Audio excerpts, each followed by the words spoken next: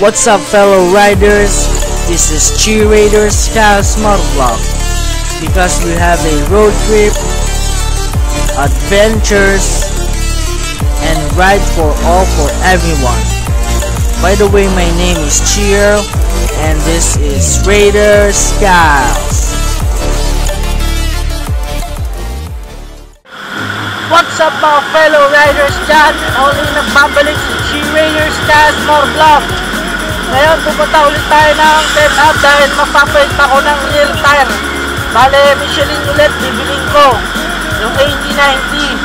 Yung katulad nung nasa likod ko ngayon. Medyo bengkong na kasi yung likod ng gulong kaya kumikewang din. Yun yung napansin ko. Hindi napantay yung ikot niya. Kaya ito guys, abangan nyo na lang to.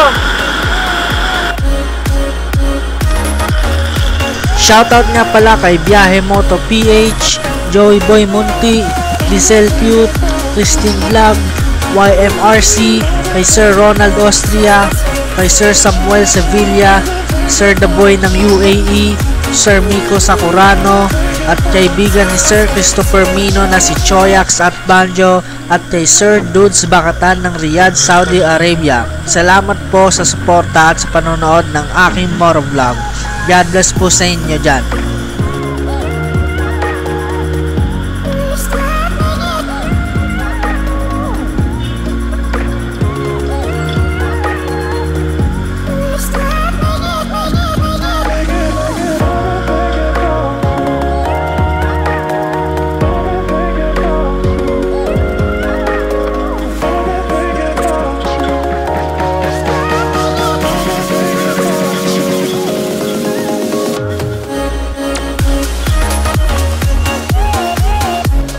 Injured si kuya na lagi kong pinagpapagawaan ng motor ko dito sa pwesto na to, kaya iba muna ang sumalo para makabit ng bagong gulong ko at buti kakilala naman niya.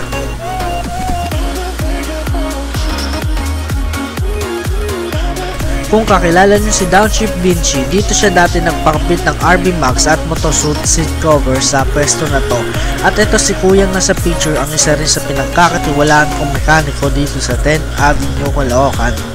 Ngunit injured siya ngayon dahil nabangga yung paa niya ng motor habang lalakad daw siya, sabi niya sa akin kanina.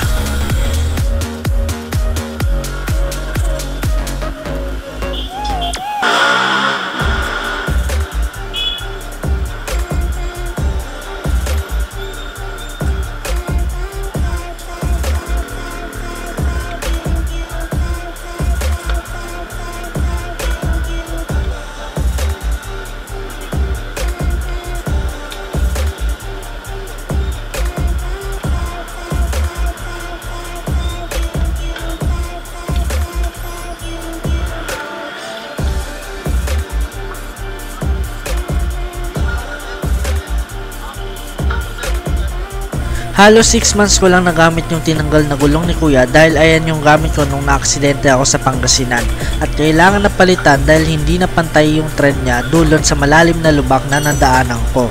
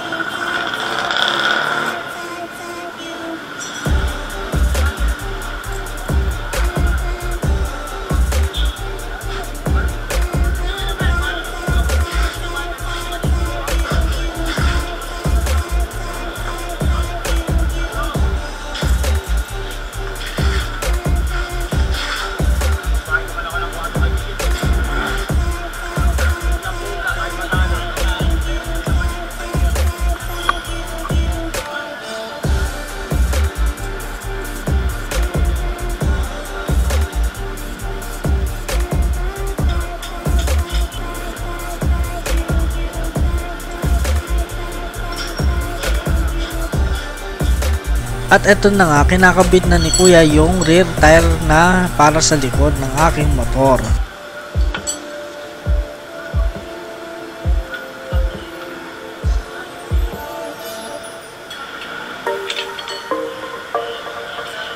syempre hindi kakalimutan lagyan ng tire sealant para sa mahaba-habang long drive upang maiwasan ang pagka-flat.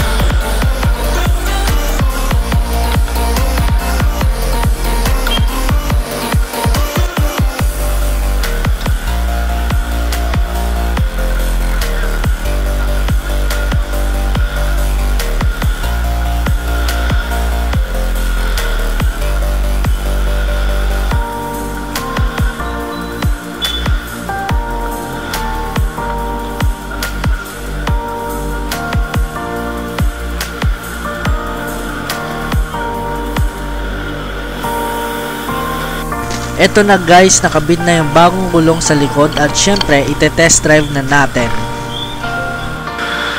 Hello guys! What's up? Eto na, nakatapos na makakapit ng bagong gulong kay Radius Style sa likod. At ito, ite-testing natin ngayon kung meron pang gewang. Medyo naninibago ako kasi dati, yung sa harap nito, yung manibela, medyo may laban konti. Ngayon, wala na eh. Medyo maano na siya. Kaya titignan natin dun guys. Medyo traffic lang dito ngayon sa EDSA Monumento dahil nagsaan ulit ng mga dito, tao. As usual, laki na lang traffic. Kaya kailangan natin sumingit.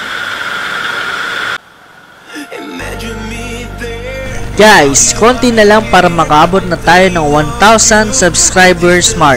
At kung hindi ka pa subscribers, at mag-subscribe ka na dito sa aking YouTube channel.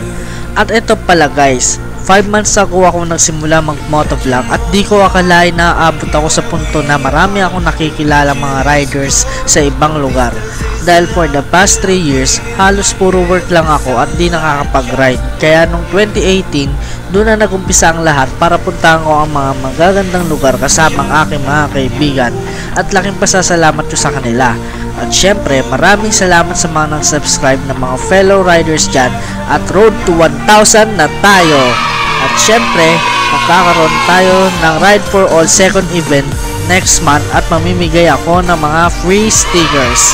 Kaya guys, abangan nyo yan.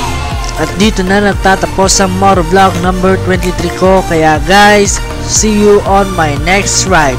And don't forget to subscribe here on my YouTube channel. Thank you and ride safe always.